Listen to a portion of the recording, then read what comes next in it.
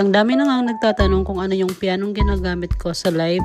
Ito na nga guys, yung Yamaha PSRE 383. Ang cool nga talaga ng sounds nito at pwedeng-pwede ng pang-gig o kaya naman sa church.